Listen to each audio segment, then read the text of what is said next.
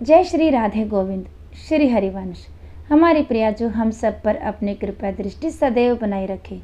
आज हम इस वीडियो में ज्येष्ठ मास के कृष्ण पक्ष में आने वाले संकष्टी चतुर्थी की व्रत कथा सुनेंगे। संकष्टी चतुर्थी के दिन एक दंत भगवान श्री गणेश जी की पूजा का विधान है।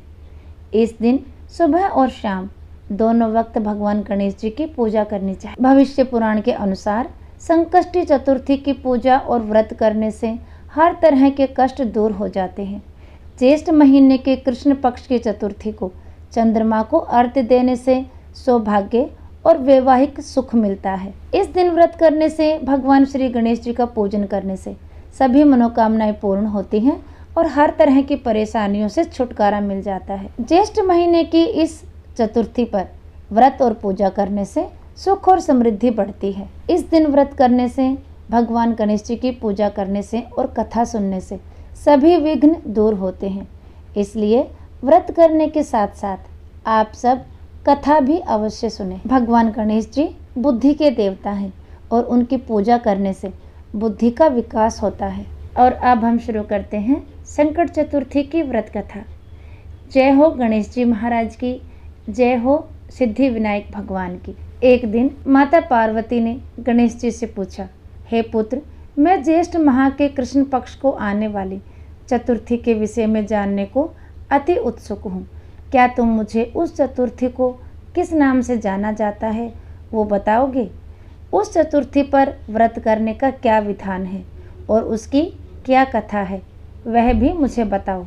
माता पार्वती की बात सुन भगवान श्री गणेश जी बोले, हे माता, ज्येष्ठ माह के कृष्ण पक्ष को आने वाली चतुर्थी को एक दंत संकट चतुर्थी के नाम से जाना जाता है। इस व्रत का अनुष्ठान जो भी मनुष्य पूर्ण श्रद्धा भाव से करता है उसकी सभी मनोकामनाएं सिद्ध हो जाती है। इस व्रत में मनुष्य को रात्रि में चंद्र दर्शन करते हुए चंद्र को जल अर्पित करना चाहिए और उसके पश्चात मेरी विधि विधान से पूजा करने के बाद भोजन करना चाहिए। इस व्रत अनुष्ठान के फल स्वरूप मेरे भक्त के मैं सारे कष्ट हर लेता हूँ और उसके सभी कार्यों में आने वाले विघ्न को दूर कर देता हूँ। अब मैं आपको इस व्रत की कथा सुनाने जा रहा हूँ, अतः आप इसे ध्यानपूर्वक सुनिए। सतयुग काल में एक परम प्रतापी पृथु नामक राजा हुआ था। राजा इतने महान थे कि उन्होंने 100 यज्ञ संपन्न किए हुए थे। उन्हीं के राज्य में दयादेव नामक एक ब्राह्मण रहा करता था। उन्हें वेद शास्त्र से निपुण ऐसे 4 पुत्र थे। उन्होंने अपने चारों पुत्रों का विवाह गृह सूत्र के वैदिक विधान से कर दिया था। एक दिन उनकी 4 पुत्र वधुओं में से सबसे ज्येष्ठ पुत्र वधु ने अपनी सास से कहा, हे सासू माँ, मैं अपने बाल्यकाल से ही संकटनाशक श्री गणेश जी का व्रत करते आई हूँ। मैंने अपने पितृगृह में ही इस पुण्यदायक व्रत का अनुष्ठान किया था। अतः हे कल्याणी, आप मुझे इस शुभ फलदायक व्रत का अनुष्ठान करने की अनुमति प्रदान करें। अपने पुत्र वधु की बात सुनकर उसके ससुर जी कहने लगे, हे बहू, तुम सभी बहुओं में श्रेष्ठ और ज्येष्ठ हो।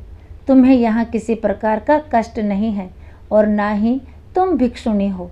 अतः तुम ऐसी स्थिति में किस कारण से व्रत अनुष्ठान करना चाहती हो? हे सौभाग्यवती, यह समय तुम्हारे उपभोग का है। यह गणेश जी कौन है? फिर तुम्हें और करना ही क्या है?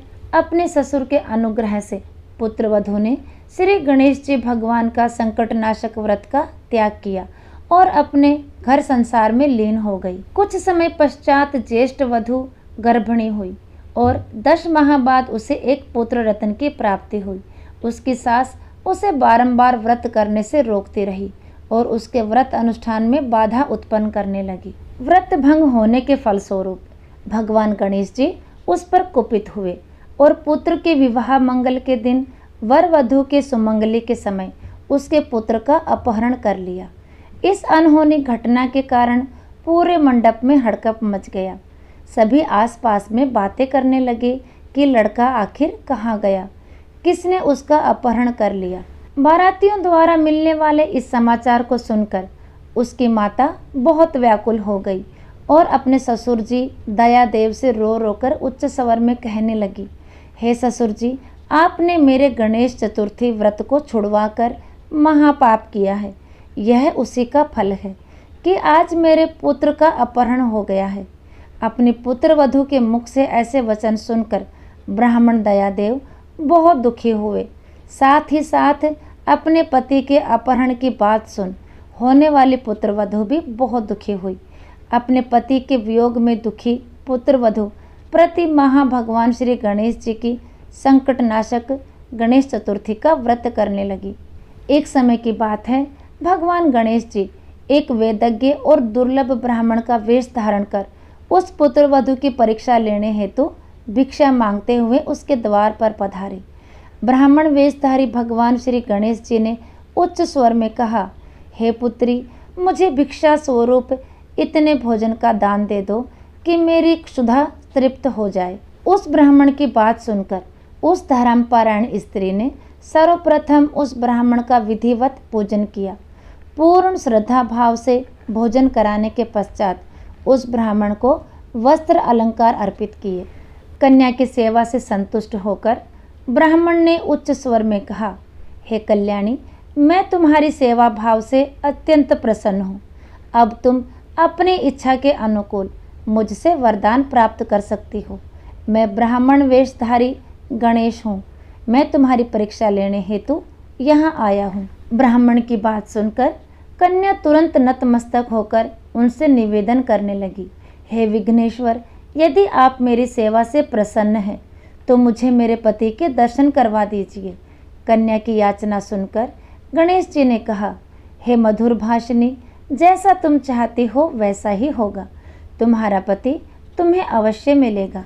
कन्या को इस प्रकार वनवांछित वर प्रदान कर भगवान गणेश जी अंतर्ध्यान हो गए।